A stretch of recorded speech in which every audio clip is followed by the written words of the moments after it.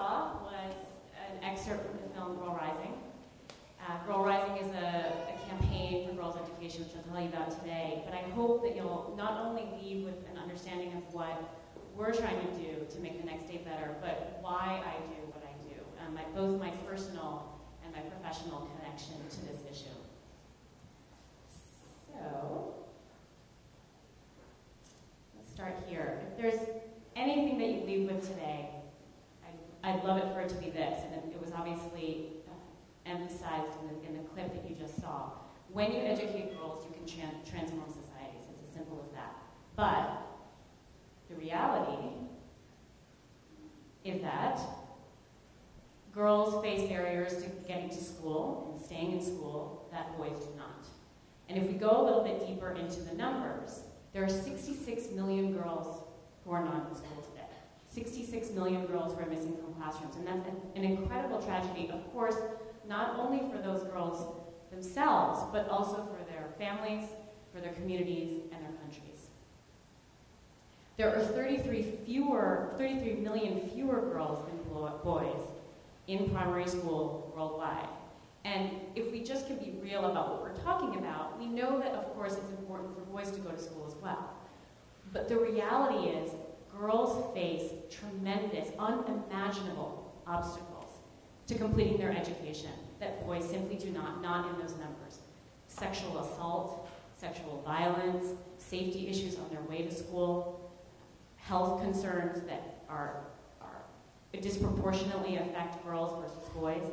The statistic that a lot of people are tweeting about today is there are 14 million girls under the age of 18 who are married every single year. That's 38,000 girls just today, and 13 girls in the last 30 seconds, in the amount of time that it's taken me to tell you about it. So there's just this unbelievable tragedy happening to girls around the world, and yet what we know is that when you invest in girls, extraordinary things begin to happen. A girl with one additional year of education has the ability to earn 20% more as an adult. Girls who go to school, they marry later, they have fewer children. The children that they do have are healthier, and they themselves are educated, they earn more money. Even peace and security ends up improving. When you educate girls, unbelievable things begin to happen. And if you want proof of this, we'll give you just one example, and there are many, many more. This is Nazma. She's another girl that we met in the course of making the film Girl Rising from India. And that's her, to her right is her mother. Nazma is probably at this point about 20 years old. At the time she was 18. Her mother was married probably when she was 12 or 13 years old. Nazma is not married. Her mother has 8 children. Nazma has no children. Nazma's mother had never had the opportunity to learn how to read or to write. Nazma is still in school, thriving, because of a World Vision program that sent her there. So truly, in one generation, just one generation, it's possible to break this cycle of poverty. And when the team behind Girl Rising recognized this fundamental truth about the power of educating girls, they knew that this was a story of a lifetime. So where we start is with a film. You've just seen the excerpt of Roxana. Roxana's story is one of 9 stories in the film Girl Rising, all giving you a sense for what girls face in the developing world. If you are Suma from Nepal, you are sold into slavery at the age of 6 years old. You work in your master's house until you're about 13. You're rescued by a relief organization. When you are finally reunited with your parents, you can no longer communicate with them because you don't know how to speak your native dialect. If you are Soka from Cambodia, you're orphaned at the age of 9, and in order to survive, you pick out trinkets from the garbage dump in Phnom Penh to try to sell them for food. And if you're Asmera from Ethiopia, your mother arranges a marriage for you at the age of 13 to a man decades your senior. So against this backdrop, what we did was pull together these stories, reimagine them using the talents of female writers from each of the girls' native countries, and then recruited a top Hollywood or global actress to give voice to those stories. So what you just heard in Roxana's story was Roxana's story reimagined by the screenwriter Sunitar Borawala and voiced by Priyanka Chopra, a top Bollywood actress in India. But Girl Rising is not just a film. It's also a campaign. It's a movement that is growing by leaps and bounds in support of girls and women around the world. It includes champions such as the Nike Foundation and their Girl Effect efforts, Gordon Brown, Queen Rania of Jordan, and a young girl named Malala Yousafzai, who you may have read about, who last year was shot by the Taliban in Pakistan on a school bus on her way to school. So against that backdrop, against a backdrop where girls are literally risking their lives to go to school every single day, it's not enough to make a movie, put it out into the world, and just hope something happens. We wanted to put into place structure, the strategy, and the partnerships to ensure that when people saw this movie, they could actually do something, take action, join the movement, and have an impact on the lives of girls all around the world. So here are our goals: sharing girls' stories, investing in girls, and standing with girls. First goal around sharing her story is really about making people aware of the importance of educating girls. If everyone in the development community agrees that this is as close to a silver bullet as we can get, why don't more people know about it? The way that I like to think about it is in an average Starbucks in New York City or anywhere else, how many people actually know about this truth, this fact about the importance of educating girls? The same way that young people today think automatically, kind of naturally look for a recycling bin when they have to throw out a plastic bottle, that's what we want to achieve for girls' education. And in order to do that, to achieve that level of social change, we have to be anywhere and everywhere with our message. So here's what we did. We kind of turned the distribution model of film on its head and partnered with an organization called Gather, which basically combines social media and crowdsourcing to encourage people around the country, currently it's a domestic model, to basically pull the film to their community by recruiting all of their family and friends to reserve a ticket to their screening.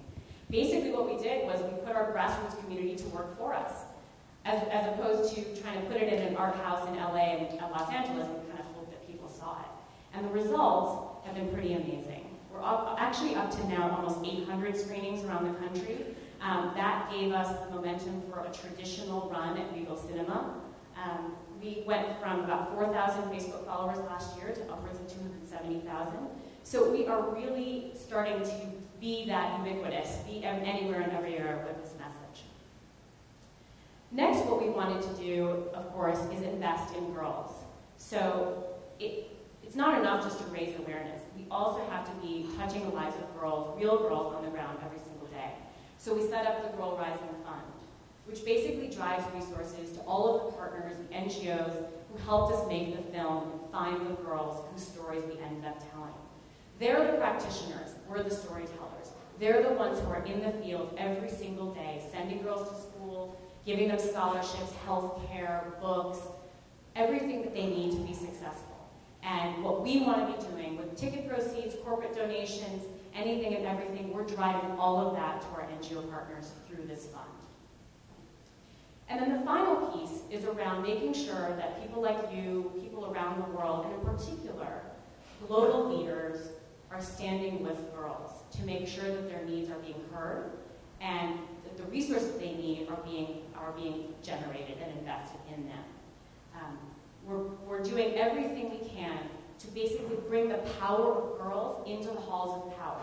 The United Nations, the White House, UNESCO, the World Bank, anywhere and everywhere where people have the influence and, quite frankly, the purse strings, that's where we want to be with this message.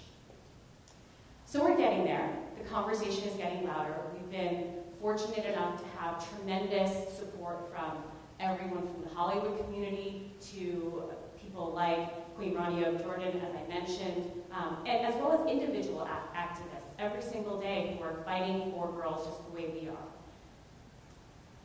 On October 11th, which is the second annual International Day of the Girl, we have upwards of 800 events now and counting of people who are organizing their communities, their schools, their companies to do something in celebration of the girl. And it may be that it's a screening of Girl Rising, but in fact, that's not even the point anymore.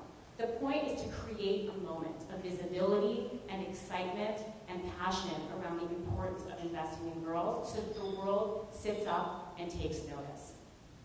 And that will allow us to kick off our next phase, where we envision this film going into refugee camps in Kenya and Algeria, the slums of Delhi. We're actually in conversation right now to bring the film to the entire school system in the Philippines, which is an incredible opportunity for us. To get this message to the communities where these issues are most relevant and real, as well as to the families, and let's be honest, the fathers, the brothers, the uncles, who are making the decisions every single day about whether or not to send girls to school. So I wanted to close by giving you a sense, as I promised you earlier, about why I do what I do. Why is this important to me? And this is the reason why. My two daughters, India on the left, who's 6 months next week, and Serena on the right, 3 years old. And it's not just for the obvious reasons that I bring up my family. I'm certainly a mother and a mother to two daughters, so I feel for other mothers who are not able to send their daughters to school. But the reality is, but for a twist of fate, I could be Roxana. My daughters could be Roxana. It's only by accident that I'm standing here and I'm not up on that screen. And the thing that made a difference for me at every single turn was an education. It was the education that my grandmother in India did not have. She married when she was probably 12 years old and never learned to read or write. It's the education that she chose to give to her daughters, my aunts. It's the education that my mom was able to have in the Philippines, the eldest of 5 daughters, all of whom went on to achieve at the highest levels of science and medicine. It's the education that my husband and I will fight for my daughters to have. And it's the education that, frankly, is the birthright of every single girl on the planet. So if I can leave my daughters with that kind of message, the power of education and the education of girls, I think that's probably the most precious gift that I can give them. So I encourage you to join me in sharing girls' stories and their voices, in investing in girls, and in standing with girls. Thank you so much.